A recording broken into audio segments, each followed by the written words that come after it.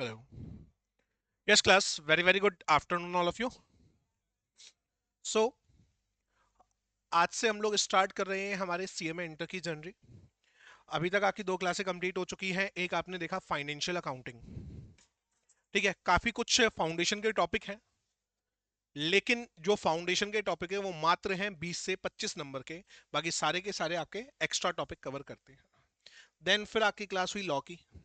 अब मैं आप लोगों को बातचीत करूंगा एक बहुत ही इंटरेस्टिंग सब्जेक्ट से, जो कि फाउंडेशन में आप केवल 30 नंबर का थियोरेटिकल पर्सपेक्टिव से पढ़ करके आए हैं। हम लोग बात करेंगे आपके सीएमए इंटर का सबसे last paper, paper number 8, cost accounting से। जितना आप फाउंडेशन के अंदर पढ़ के आए हैं, जितना आप फाउंडेशन में पढ़ के आए हैं, केवल इंट्रोडक्शन था। डिटेल तो हम लोग अभी पढ़ेंगे, लेकिन कुछ चीजें सरप्राइजिंगली ये है कि अगर कल जो दिसंबर 2025 का पेपर हुआ है सीएमए इंटर कॉस्ट अकाउंटिंग का, अगर उसके एमसीक्यू आपको सॉल्व करने के लिए दिए जाए, तो उसमें से कम 5 क्वेश्चन इजीली सॉल्व कर सकते हो। कितने क्वेश्चन कर सकते हो इजीली? 5। 10 नंबर फिक्स हो गए।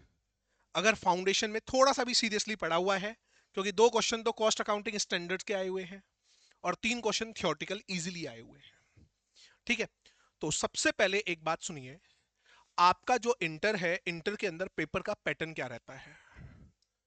अगर मैं पेपर के पैटर्न के बारे में आप लोगों से बातचीत करूं, तो आपका सबसे फर्स्ट क्वेश्चन जो आता है वो आता है एमसीक्यू बेस्ड,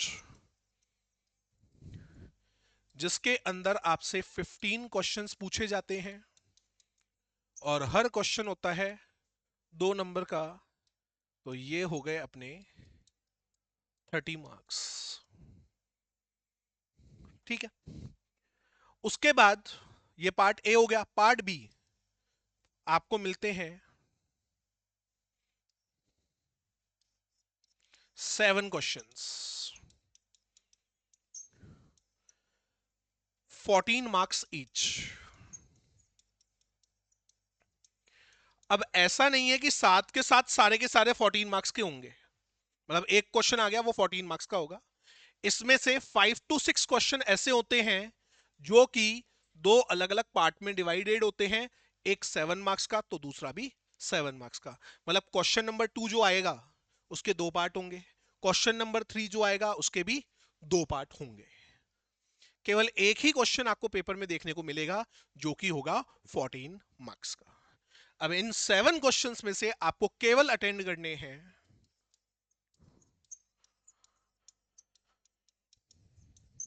5 क्वेश्चंस।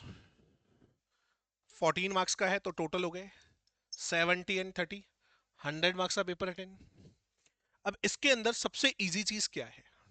देखो, इंटर है, लगता है टफ है, लेकिन जो मेरा पेपर है पेपर नंबर 8, वो कितना इजी रह सकता है मैं पहले उसके बारे में बातचीत कर रहा हूं। लेकिन जो चीज अभी तुम्हें बताऊंगा, पास करना इजी है। और अगर आप थोड़ा सा भी अच्छे से पढ़ ले, मैं ज्यादा अच्छे की भी बात नहीं कर रहा, मैं बात कर रहा हूं थोड़ा सा भी अच्छे से पढ़ लें, तो इस सब्जेक्ट के अंदर आप मिनिमम 60 मार्क्स स्कोर कर सकते हैं। ठीक है, 30 मार्क्स के एमसीक्यू। पास होने के लिए कितने नंबर और चाहिए? 10 नंबर। ओवरऑल पास होने के लिए तो 40 ही चाहिए, और ओवरऑल पूरे ग्रुप के लिए हर सब्जेक्ट में 50% होना जरूरी है। ठीक है, अगर मेरे 30 के 30 एमसीक्यू सही हो गए तो बाकी कितने नंबर बच रहे हैं? 10 नंबर। जो आपके मैं 7 क्वेश्चन बता रहा हूँ ना, लास्ट क्वेश्चन एक आता है 14 मार्क्स का थियोरटिकल। अगर मैं उस 14 मार्क्स के क्वेश्चन की थ्योरी अच्छे से अटेंड कर लूँ, पास होने का काम तो मेरा वहीं पे हो गया। 44 10 भी मिले मेरा 40 तो हो गए। पास होना इजी है, लेकिन ये सब्जेक्ट आपको क्या करेगा? दूसरे सब्जेक्ट अगर थोड़ा सा भी डाउन रहते हैं तो उसके मार्क्स को अपवर्ड करेगा। सिंपल सा, काफी इजी सब्जेक्ट है। ठीक है, अभी मैं आपको इन क्वेश्चंस की भी डिटेल बताऊंगा, क्योंकि इंटर के अंदर एक चीज और फिक्स है, कौन से नंबर का क्वेश्चन किस चैप्टर से आने वाला है वो भी फिक्स रहता है। तो हमें पहले से ही पता है हमें कौन कौन सी जगह पे टारगेट करना है, हमें कौन कौन सा क्वेश्चन अटेंड करना है। राइट?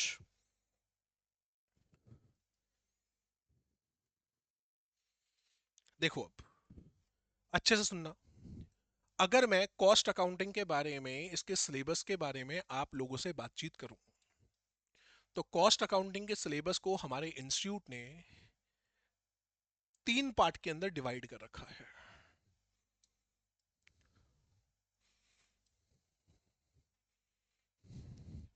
सबसे पहला पार्ट है इंट्रोडक्शन, दूसरा पार्ट है मेथड्स, तीसरा पार्ट है टेक्निक्स। अगर अपन बातचीत करते हैं इंट्रोडक्शन वाले पार्ट से, तो इंट्रोडक्शन वाले पार्ट के अंदर सबसे पहले आपका आता है थ्योरेटिकल पार्ट, जहां पे आपको बताया जाएगा कॉस्ट क्या होती है, कॉस्टिंग क्या होती है, टाइप्स ऑफ कॉस्ट क्या क्या होते हैं, कॉस्ट के क्या मेथड्स हैं, कॉस्ट की क्या टेक्निक्स हैं। ये सारी की सारी चीजें आपको कहां मिलेगी? थ्योरी में।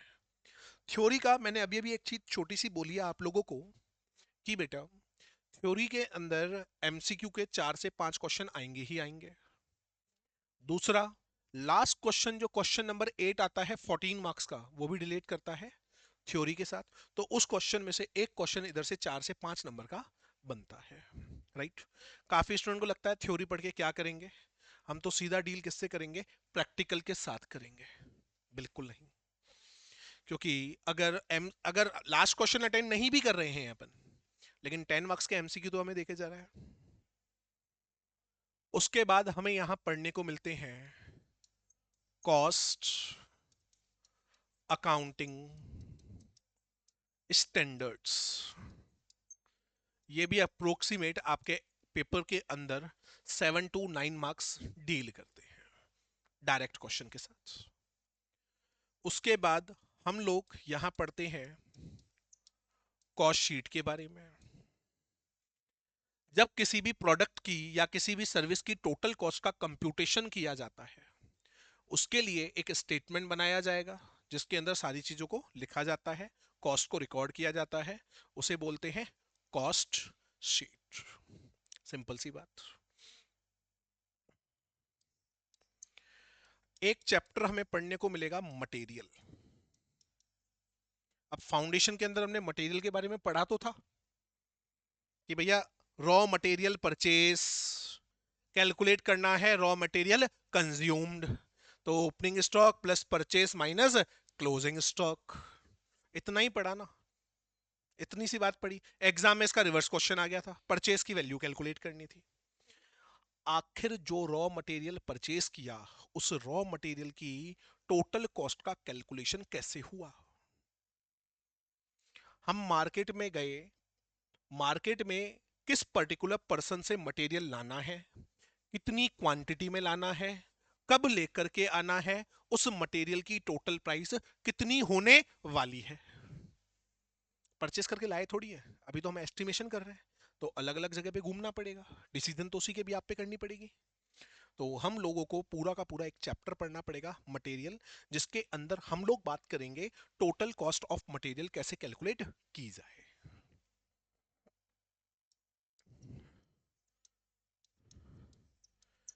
अब एक डायरेक्ट लेबर पड़ा था, एक इनडायरेक्ट लेबर पड़ा था। राइट। बढ़िया है, पढ़ना तो है ही है, लेकिन आखिर लेबर का कैलकुलेशन हुआ तो किस बियाफ पे हुआ? अब लेबर दो तरीके से काम करती है, या तो पर आवर के अकॉर्डिंग काम करेगी, या फिर पर यूनिट के अकॉर्डिंग काम करेगी। कौन सा मेथड हमारे लिए बेनिफिशियल है? राइट। ट्वेल्थ तो अभी जस्ट पास ही किए तुम लोगों ने, ज्यादा टाइम नहीं हुआ, साल भर हो गया कि ट्वेल्थ पास किए हुए? नहीं हुआ ना अभी तक। तो ट्वेल्थ के अंदर एक तो हेनरी फ्योल की टेक्निक पढ़ के आए थे, और एक और थे, कौन थे? F.W. टेलर, साइंटिफिक मैनेजमेंट के। उसके अंदर आपने एक टॉपिक पढ़ा था time study, motion study, fatigue study, पढ़े थे सारे। वो थियोरटिकल था।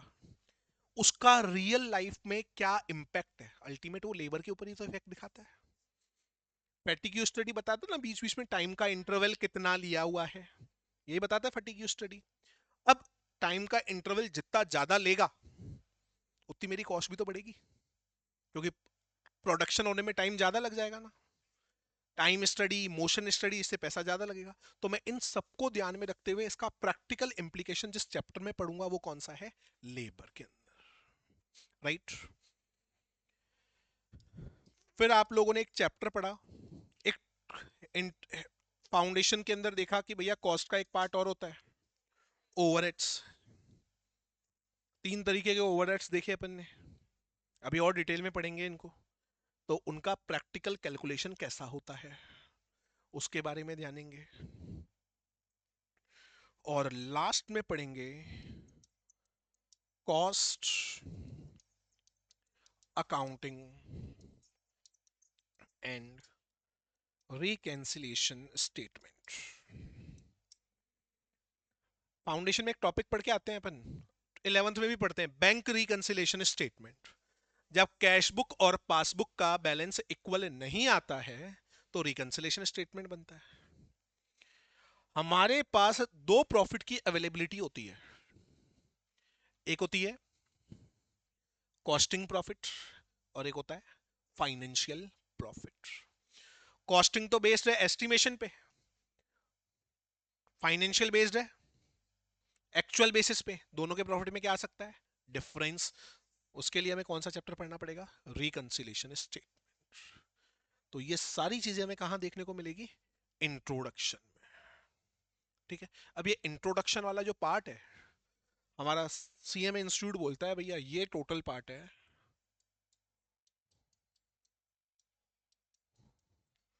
40 मार्क्स का। ठीक है, अच्छा इसमें से कुछ चीजें कंफर्म्ड भी है। कॉस्ट शीट का 2A क्वेश्चन कंफर्म्ड आएगा, 2 का ए। फर्स्ट क्वेश्चन एमसीक्यू, सेकंड में जाएंगे तो सेकंड क्वेश्चन के 2 पार्ट्स होंगे, एक ए और एक बी। तो 7 नंबर का कॉस्ट शीट कंफर्म में आएगा, कंफर्म्ड है।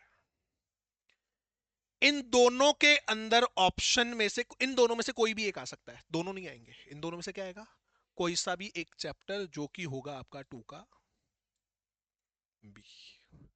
मैं बता रहा हूं जो अभी तक पैटर्न चल रहा है, तुम्हारे एग्जाम आए उससे पहले अगर पैटर्न में कोई भी चेंज होगा तो वो आपको तब बता दिया जाएगा। लेकिन अभी पिछले जितने भी जो सिलेबस चल रहा है 2022 उसके पैटर्न के अकॉर्डिंग मैं बातचीत कर रहा हूं आप लोगों से।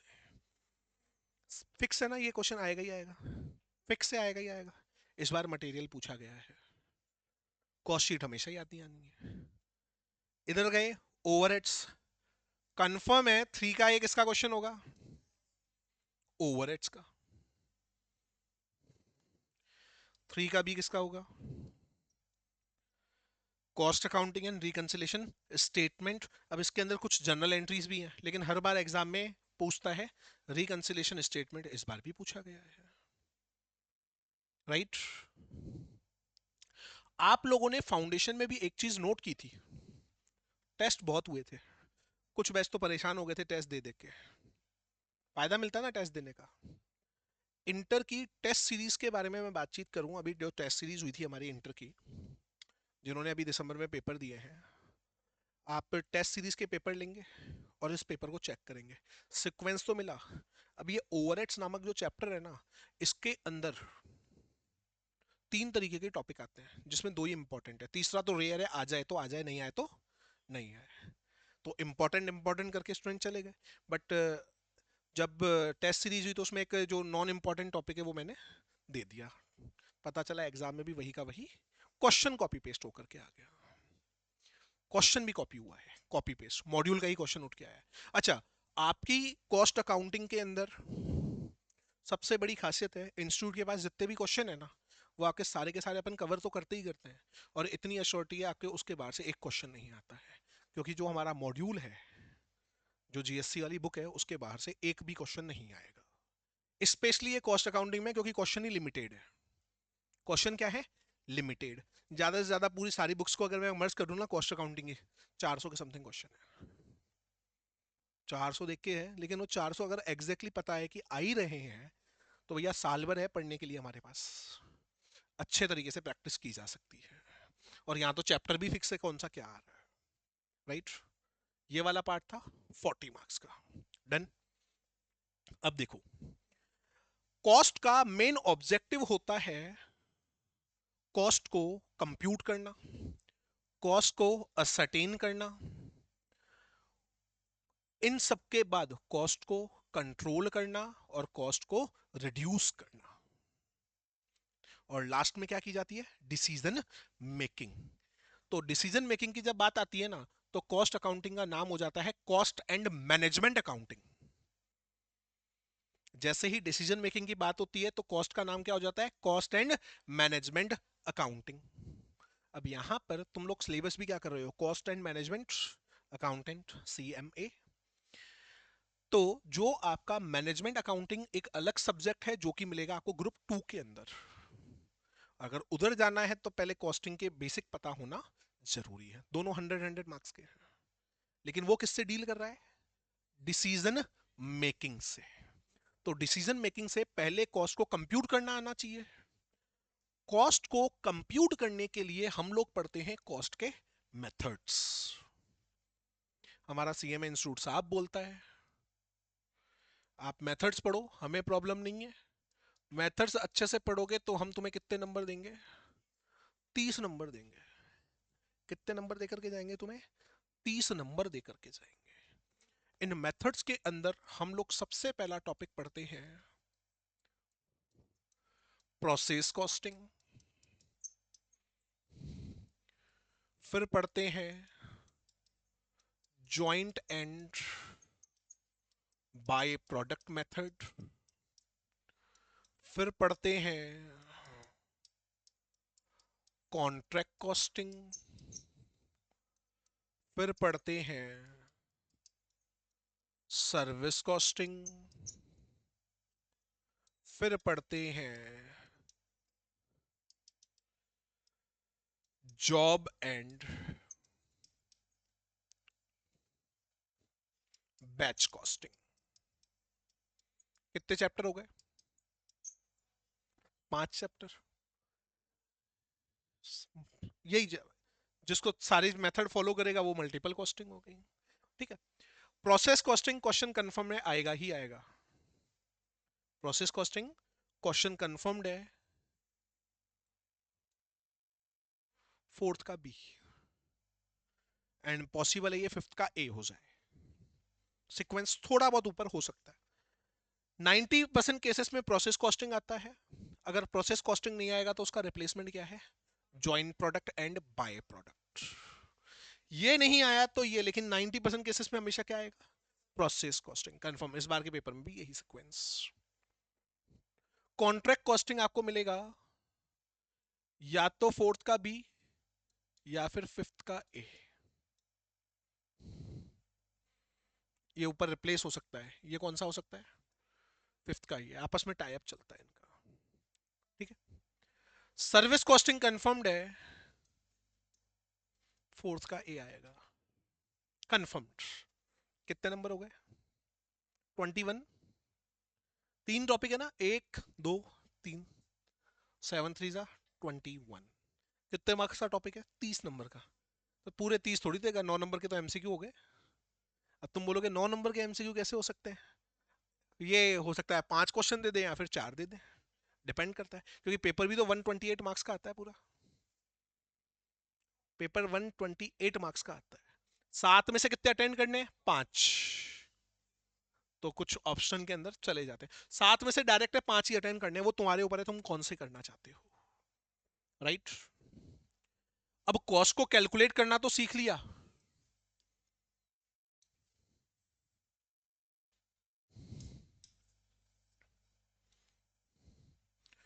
कॉस्ट को कंट्रोल करना है, कॉस्ट को कंट्रोल करना है, कॉस्ट को रिड्यूस करना है, तो उसके लिए हमें पढ़नी पड़ेगी कॉस्ट की टेक्निक्स। हमारा CMA इंस्टीट्यूट फिर बोलता है कि भैया ये कितने नंबर का है, 30 नंबर का है। सबसे पहले आपको पढ़ाया जाएगा स्टैंडर्ड कॉस्टिंग। क्वेश्चन कंफर्म्ड है, फिफ्थ का बी। क्वेश्चन कंफर्म्ड है 7 मार्क्स का, फिफ्थ का बी। फिर आपको पढ़ाया जाएगा मार्जिनल कॉस्टिंग, ये आपका रहेगा क्वेश्चन नंबर 6। अब चाहे वो 14 मार्क्स का एक क्वेश्चन दे या फिर दो 7 मार्क्स के क्वेश्चन दिए जाएं, फिक्स है वो क्वेश्चन किसके रहने वाले हैं, आपके मार्जिनल कॉस्टिंग के। 14 मार्क्स का फिक्स है। लास्ट टॉपिक आपका आ जाता है बजट, जिसका क्वेश्चन फिक्स है 7th का ए। 7th का ए। अब 7th का बी 7 नंबर का थ्योरेटिकल होता है, जो कि होता है कॉस्ट अकाउंटिंग स्टैंडर्ड्स के।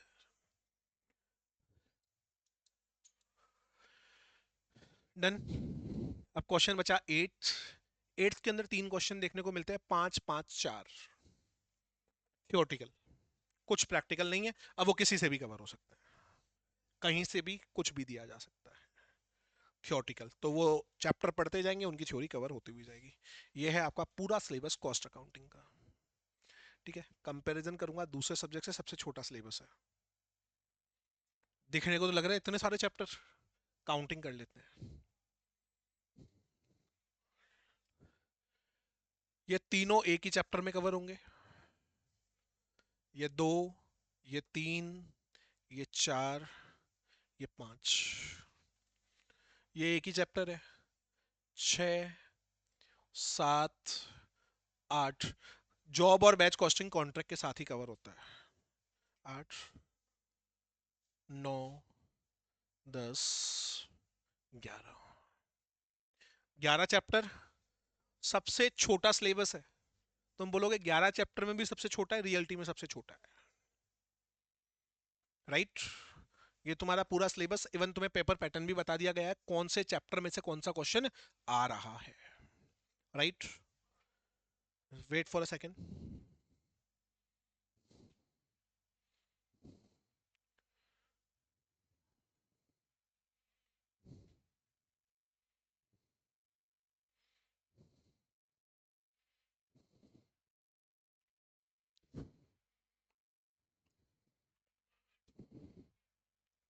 Paper number 8 cost accounting.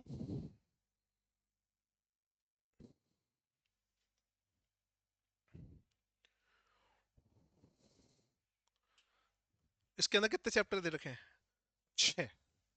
लेकिन ये 6 नहीं है, अंदर डिटेल भी है सबकी। इंट्रोडक्शन ऑफ कॉस्ट अकाउंटिंग पूरा theoretical, element of cost material labour और ओवरहेड्स तीनों उसमें आ गया। कॉस्ट अकाउंटिंग स्टैंडर्ड्स हो गए। कॉस्ट बुक कीपिंग, जो मैंने अभी आपको रिकंसिलेशन स्टेटमेंट और अकाउंटिंग का खेल बताया। अब इसने क्या किया, मेथड्स को एक ही चैप्टर का नाम दे दिया। Section C cost accounting technique को एक ही चैप्टर दे दिया, कितने नंबर का, ये भी 30 का, ये भी 30 का। इधर आओ, introduction of cost accounting starting की theory 5%। Element of cost labour material और ओवरहेड्स, मैंने दो ही क्वेश्चन बोले ना, मटेरियल और लेबर से कितने क्वेश्चन, एक, और ओवरहेड से एक कंफर्म, कितने नंबर है। और अपन ने कितने बोले 14, एक नंबर वाला रेफरेंस। कॉस्ट अकाउंटिंग स्टैंडर्ड्स एक थ्योरी बोलिए 7 नंबर की, बाकी कुछ एमसीक्यू में कवर। कॉस्ट बुक कीपिंग कितने नंबर, 10%। 10% का मतलब लॉजिकली क्या हो गया, एक 7 नंबर का क्वेश्चन तो कंफर्म आ रहा है, 3 का बी, राइट। ये 30 मार्क्स, ये 30 मार्क्स।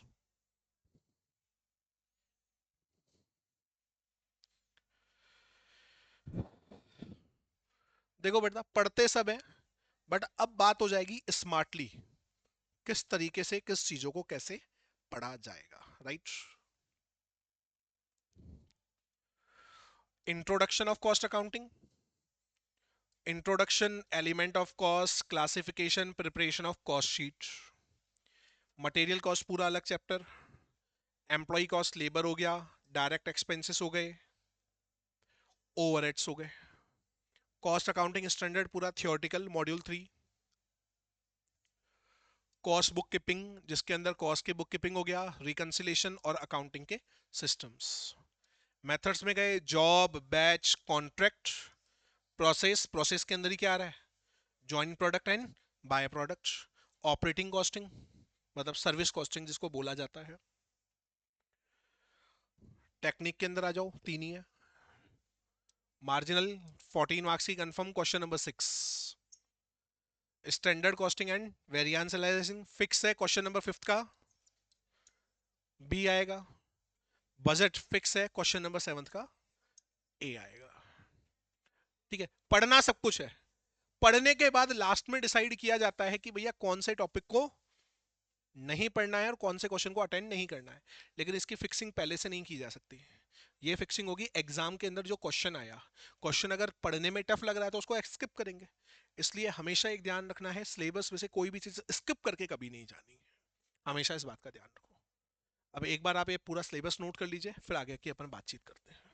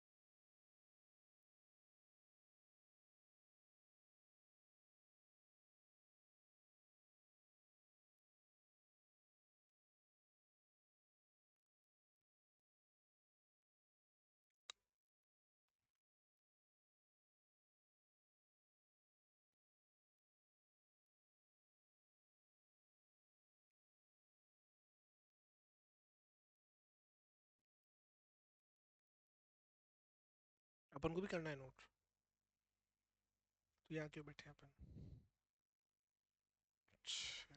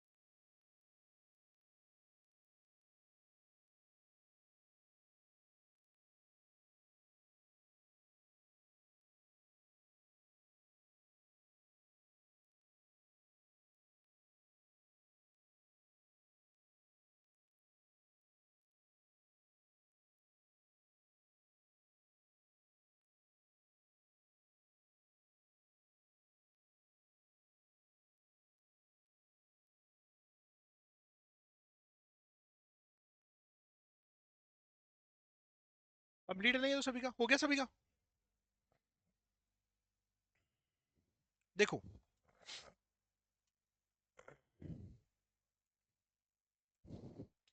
अपन का सीक्वेंस क्या रहेगा पढ़ने का, पहले मैं वो क्लियरिटी दे देता हूं। सबसे पहले अपन पढ़ेंगे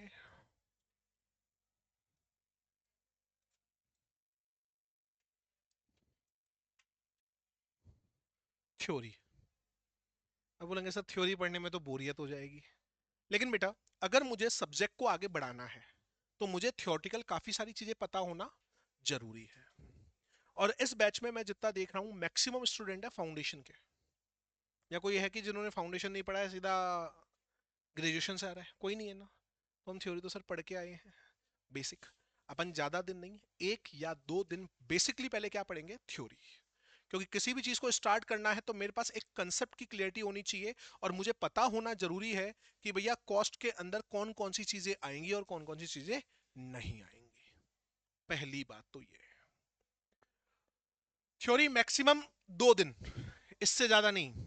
उसके अंदर आज का दिन भी कवर है इंट्रोडक्शन के साथ, मतलब 1 दिन की और थ्योरी है। उसके बाद अपना सबसे पहला फोकस रहने वाला है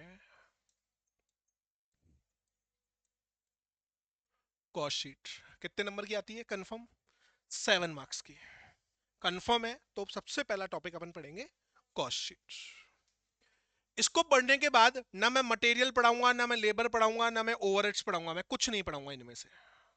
हम लोग सीधा चलेंगे कॉस्टिंग के मेथड्स में। मेथड्स के अंदर हम लोग चलेंगे प्रोसेस, कॉन्ट्रैक्ट, सर्विस। अब प्रोसेस पढ़ेंगे तो प्रोसेस के साथ साथ जॉइंट एंड बाय भी कंप्लीट करके ही आएंगे, एंड बाय प्रोडक्ट वाला। कॉन्ट्रैक्ट हो गया, सर्विस हो गया। इसको खत्म करने के बाद फिर आ जाएंगे अपन मटेरियल पे, फिर लेबर पे, फिर आएंगे ओवरहेड्स पे, फिर हम आ जाएंगे सीधा का सीधा टेक्निक्स पे।